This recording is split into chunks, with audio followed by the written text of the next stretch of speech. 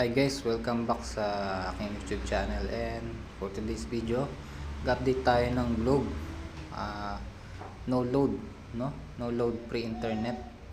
So first, download lang kayo ng BIP Sniper Pro yan sa sa Google Play Store.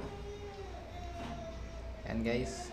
So ito guys, libre to guys, no. Hindi kailangan ng load, zero load. So basta open nyo lang yung 5G or 4G mo. So dito guys, kailangan din natin itong application na to guys, no. Ilalagay ko sa description yung link niya.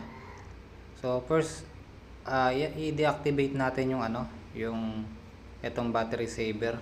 Set natin sa no restriction, tapos ayan, i-enable natin yan para mag-run siya sa background kahit na i-close natin.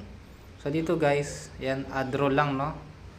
Tapos dito, kahit anong pangalan. Tapos ito yung config natin, ilalagay ko lang din sa description yan guys, ikuhanin nyo na lang, then save. Yan guys, tatanggalin ko po sa wifi, no, tapos lalagay ko sa data, tapos start natin.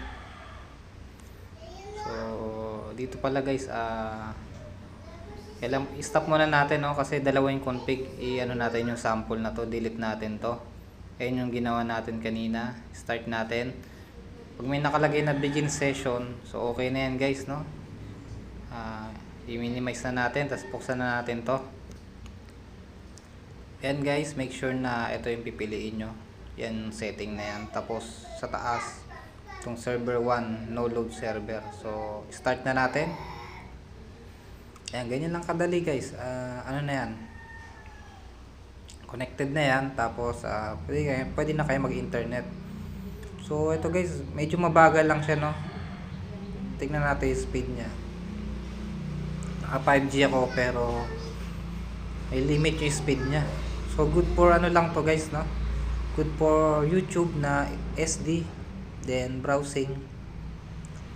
So ganun lang siya guys, no. So yun lang guys, subscribe lang kayo guys para sa iba pang update natin. Maraming salamat.